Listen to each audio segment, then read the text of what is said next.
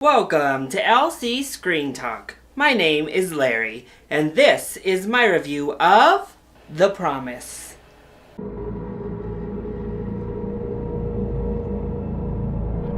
So The Promise is a historical drama based on true events, and it follows the events leading up to World War I happening in Turkey and Armenia.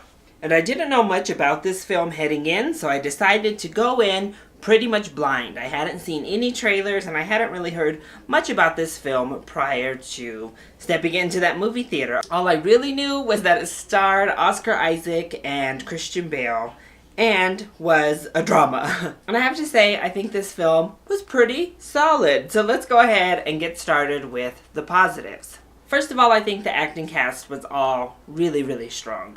Oscar Isaac plays our lead here, and he is really fantastic. He has that usual charm that I think he brings to all of his projects, but he's also bringing so much emotion and so much subtlety to this performance. I really thought he was fantastic. I also think Christian Bale did a very good job as well. I think his character bordered on that line between like unlikable and likable.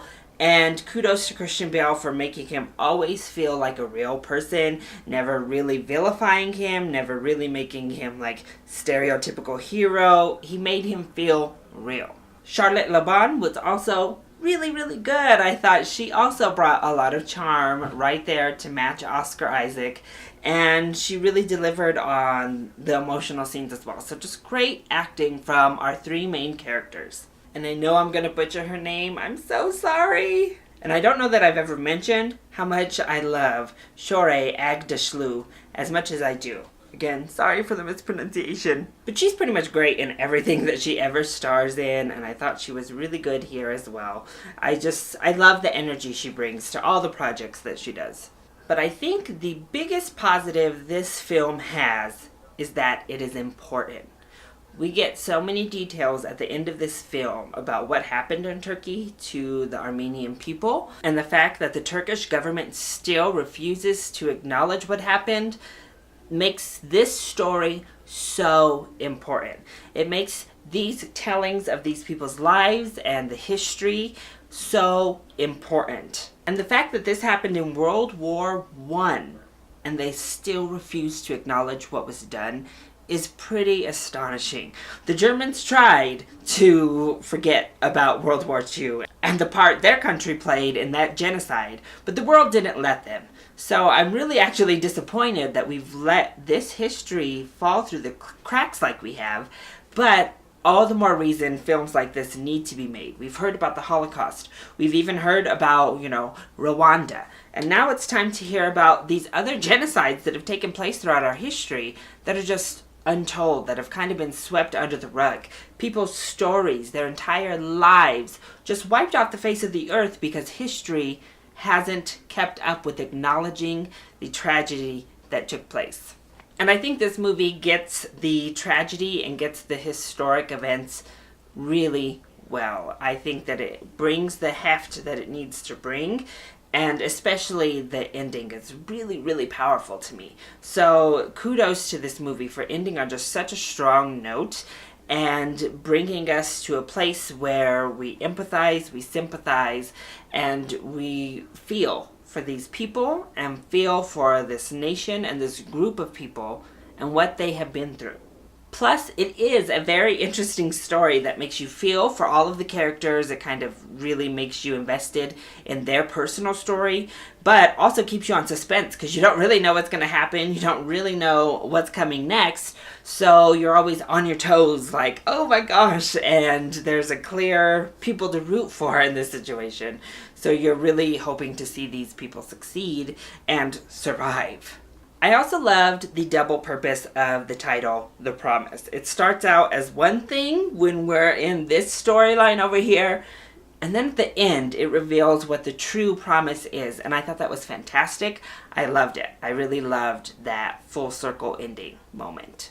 As for the negatives of this film, the first one is that it starts to drag. I really think between that second and third act, they try to make character development moments. They try to fold these softer moments into the more action, more sad and depressing moments that are surrounding them. Unfortunately, I don't think that they're heavy enough. I don't think that they really do all that much to develop these peripheral characters. So we're still just kind of focused in on the main people we already care about, and we're not really getting new insight into these people with these slowed down moments. So they felt more like they were just there to fill time rather than actually provide the character development they should be providing.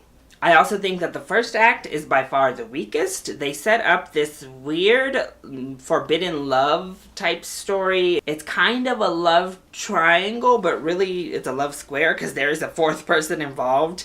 I don't think any of us really cared about the love story, to be honest. I think this is a much more interesting story about survival and telling the story of these people who went through genocide, that we didn't need a love story to frame it. So I kind of wish we had just done away with that. I understood its purpose in helping people push forward and kind of having underlying motivations for doing the good that they do, but I don't know. I just don't think it was needed, and I think spending the whole first act kind of developing this story was wasted opportunity and wasted time that could have been further telling this story that I think everybody was here for. I also was shocked to learn that this had a $100 million production budget, because it didn't look like a $100 million film.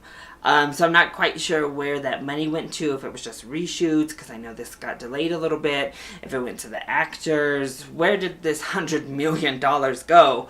Because at some moments the film looks gorgeous, and then in other moments it's clearly like, oh, this is a soundstage. Oh, this is green screen behind that's supposed to be a landscape or a sunset. So I really was shocked, as I said, to learn that it cost that much, because I don't see $100 million on the screen. But with all of that being said, I really do think this is a movie that needs to be seen.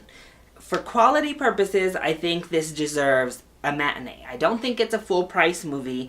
It's not a feel-good movie. It's not going to keep you necessarily entertained. And as I said, it doesn't quite look like a full price movie. But the importance of the subject, the acting, and just the story structure overall, I think are deserving of a matinee. And at the very least, this makes for an exceptional rental. So, that has been my review of The Promise. I hope you enjoyed it. If you did, go ahead, click like down below, and subscribe to the channel so you are always up to date on our latest videos. Also, join in on the discussion. Are you excited to see The Promise? And what is your favorite film about genocide? Let me know either in the comment section down below, or you can hit me up on Twitter. I love you all so much for your support. Mwah! Thank you for watching, and I'll see you next time. Bye!